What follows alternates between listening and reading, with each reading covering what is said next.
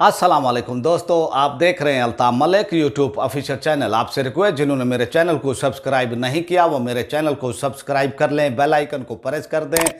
Video को like भी करें और इसको ज़्यादा से ज़्यादा शेयर भी करें और अपनी राय का इजहार कमेंट्स बॉक्स के अंदर लाजमी करें। तहरीक के लब्बैक के हवाले से जो इस वक्त सूरत हाल है और पूरे पाकिस्तान के अंदर, और अभी तक जो इतलात ये आ रही हैं कि भी उनके कारकुनान को जो है छोड़ा जाता है और अरेस्ट भी उनको जो है वो कर लिया जाता है। और फिर लाहौर के CCPO लाहौर गुलाम मोहम्मद डोगर ने भी जो है अब के भी तहरीक लब्बैक को जो यानी वो देते हैं, फंड देते हैं, तहरीक लब्बैक के साथ जो वो सहूलतकार हैं, जो उनको सहूलतें देते हैं, उनको चंदा देते हैं या उनके हवाले से किसी भी वो किस्म के हवाले से जो है उन्होंने कहा कि भाई वो तहकीकात वो करें और देखें कि भी कौन लोग जो है इनको फंड देते हैं, कौन इनको जो है इनसे ताउन करते हैं। तो ये CCPO लाहौर गुलाम मोहम्मद डोगर साहब ने जो है ये अहकामात जारी किए हैं। और दूसरी तरफ जो है इतलात ये आ रही हैं कि मुफ्ती आज़म पाकिस्तान जनाब मुफ्ती मुनीबुर रहमान साहब जो है पस से पर्दा रहकर जो है उलमा अहले सुन्नत से राब्ते कर रहे हैं और एक मुतफक्का जो है वो इस वक्त पाकिस्तान के अंदर अहले सुन्नत के रहनुमा हैं, अहले सुन्नत के लीडर हैं, अहले सुन्नत के जो है यानी वो समझ सकते हैं कि उन पर जो है अहले सुन्नत की जमातें इत्तफाक भी करती हैं। तो वो पस से पर्दा रहकर मामलात को हल करने की कोशिश कर रहे हैं। और एक इतला ये भी है कि भाई हमें इतलात मिल रही हैं कि भाई वो कोशिश कर रहे हैं कि भाई इत्तेहाद अहले सुन्नत हो और इसके लिए भरपूर जो है राब्ते किए जा रहे हैं। और इसी तरह मुफ्ती साहब ने जो है डेलीगेशन भी वो भेजे हैं, वो कराची से वो आए हैं उलेमा के, और मरकज़ी जो शूरा है तहरीक लब्बैक की उनसे मुलाकातें जारी हैं और अभी तक उनकी मुलाकातें भी हो रही हैं और राब्ते भी हो रहे हैं। और हकूमत के लिए जो है फिर अगर हकूमत जो है वादे पूरे नहीं करती तो फिर ये कोशिश है कि भी इत्तेहाद की वो तरफ जाया जाए और हकूमत के हवाले से जो उन्होंने वादे नहीं की हैं पूरे, तो फिर इसके हवाले से हिकमत अमली वो बनाई जाए। और इस इत्तेहाद के हवाले से, इत्तेहाद अहले सुन्नत के हवाले से इतलात ये हैं कि हमें जो वो ज़राए ने वो बताया है कि भाई इतलात ये हैं कि वो आने वाला इलेक्शन, आने वाले बल्दियाती इलेक्शन के लिए कि अहले सुन्नत जो हैं वो पीर हूँ, मशाइख हूँ, उलेमा हूँ, तो जो ताजर रहनुमा हैं अहले सुन्नत के उनसे राब्ते किए जाएंगे। उनको कहा जाएगा कि भाई आप इत्तेहाद अहले सुन्नत के लिए आप आगे बढ़ें और इस तरह से जो है इलेक्शन में मुतफक्का तौर पर जो है उम्मीदवार वो खड़े किए जाएंगे। और जो सूरत हाल है तहरीक लब्बैक के हवाले से जो इस वक्त मौजूदा है और जो हुकूमत ने वादे किए थे इनसे और इन वादों को वफा नहीं किया गया, इन वादों को जो है पूरा नहीं किया गया, तो इस सूरत हाल में ये पसे पर्दा राब्ते चल रहे हैं। बहुत ही यानी एक दूसरे से राब्ते हो रहे हैं, तंजीमों से राब्ते हो रहे हैं। आपने देखा कि कल जो है मरकज़ी जमात अहले सुन्नत की वो तरफ से जो है आल पार्टीज़ एक कॉन्फ्रेंस वो तलब की गई थी, वो इजलास हुआ लाहौर के अंदर और इसकी क़यादत जो है यानी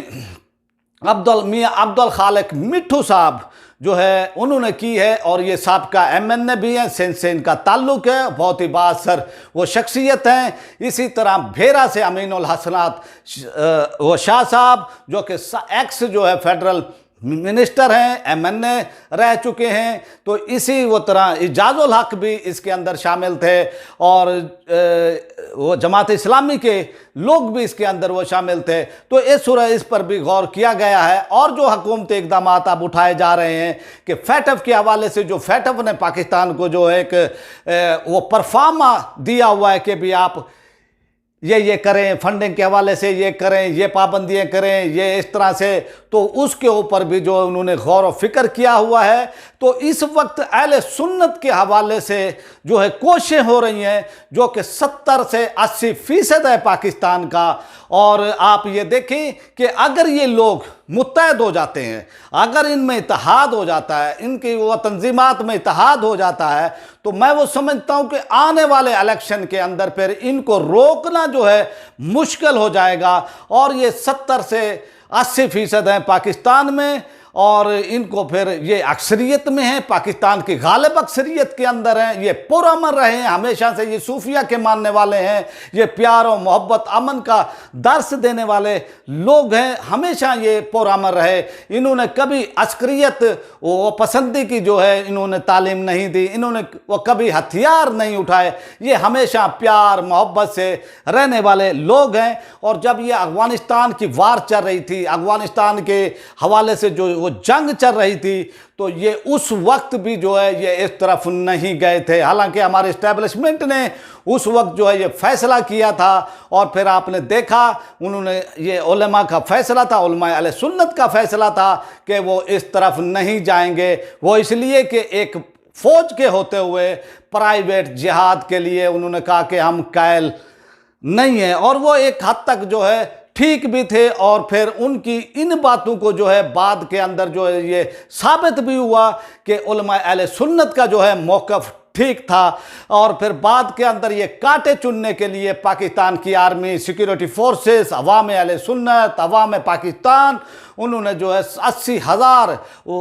جو ہے اپنی جانیں دی، اپنی شہادتیں دی، تب جا کر جو ہے یہ پاکستان کے اندر جو ہے امن ہوا۔ تو یہ موقف تھا ہمیشہ سے اہل سنت کا، اور ہمیشہ سے اہل سنت جو ہے پرامن رہے ہیں۔ اور ٹی ایل پی کے حوالے سے جو ہے حکومت کے یہ الزامات ہیں کہ ٹی ایل پی نے جو ہے قانون ہاتھ کے اندر لیا ہے، ٹی ایل پی نے جو ہے وہ تشدد احتجاج کیا ہے، ٹی ایل پی نے پولیس پر حملے کی ہیں، ٹی ایل پی نے جو ہے یعنی قانون کو ہاتھ میں لیا ہے، لیکن یہ ایک میں وہ سمجھتا ہوں کہ یک طرفہ طور پر حکومت نے جو ہے زیادتی کی، حکومت نے معاہدے کیے، حکومت نے معاہدوں کو توڑا، بار بار ان کو توڑا، معاہدے کیے، چیدہ حکومتی شخصیات نے جو ہے معاہدے کیے، لیکن ان معاہدوں پر جو ہے حکومت نے عمل نہیں کیا، اور پھر جو ہے ان کے تحریک لبیک کے سربراہ کو جو ہے اریسٹ کر لیا جاتا ہے۔ اور اس پر آپ یہ سمجھتے ہیں پاکستان کی یہ تاریخ ہے، پاکستان کے اندر یہ تاریخ رہی ہے، ہمیشہ سے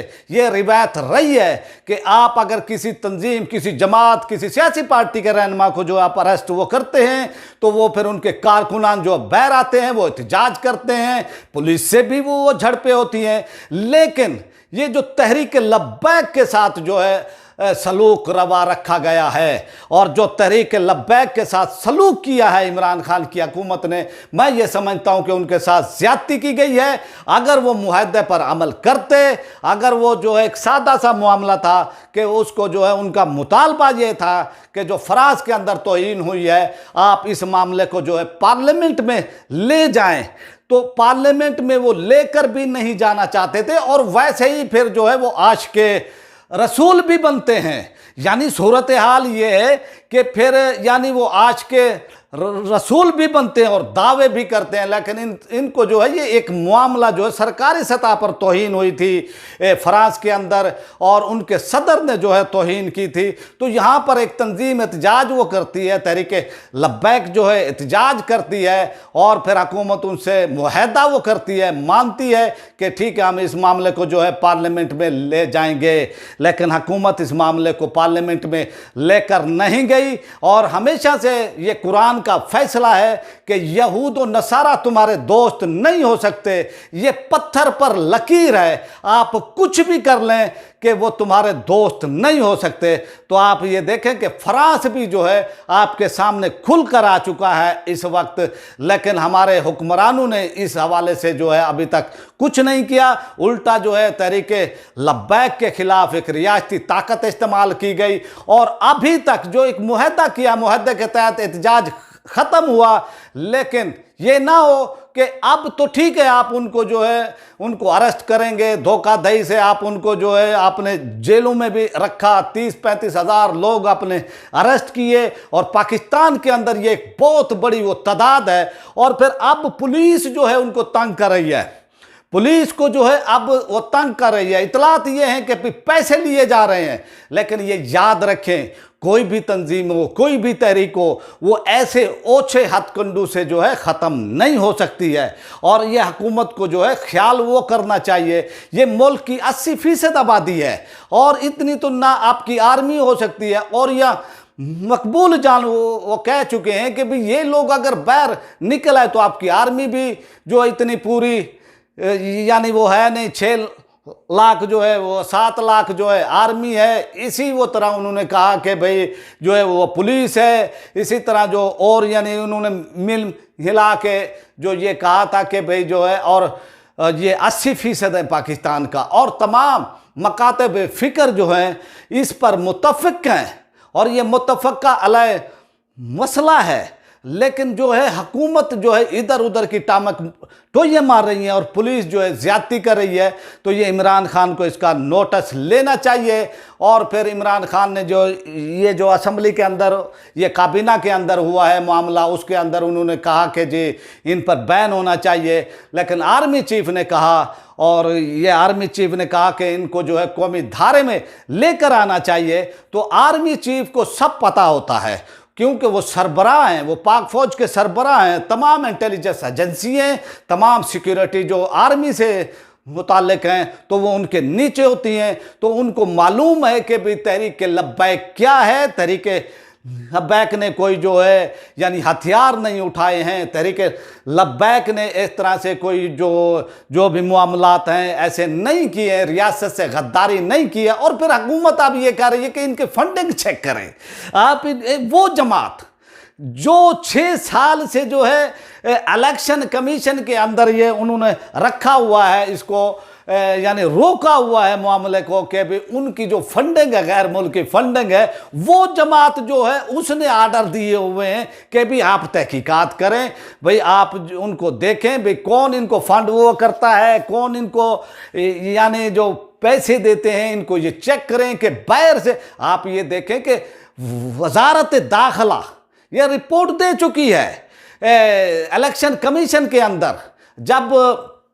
काजी फैज़ ईसा ने अपना फैसला दिया था तहरीक लब्बैक के हवाले से और ISI के हवाले से कि भाई इनको जो है ISI ने वो सपोर्ट किया है और इनको जो है वो ISI की सपोर्ट से आए हैं, इनको फंडिंग वो मिलती है। और मैं वो समझता हूँ कि काजी फैज़ ईसा ने जो है यानी बग़ैर मौक़िफ़ सुने इस तरह से उन्होंने फ़ैसला वो दिया। हालांकि जो वो जजमेंट होती है, जो जब कोई जज या कोई काजी कोई अदालत फ़ैसला करती है तो दोनों फ़रीक़ों का मौक़िफ़ सुना जाता है, लेकिन काजी साहब ने तहरीक लब्बैक का मौक़िफ़ सुने बग़ैर उन पर इल्ज़ाम ये लगाया और ये कहा कि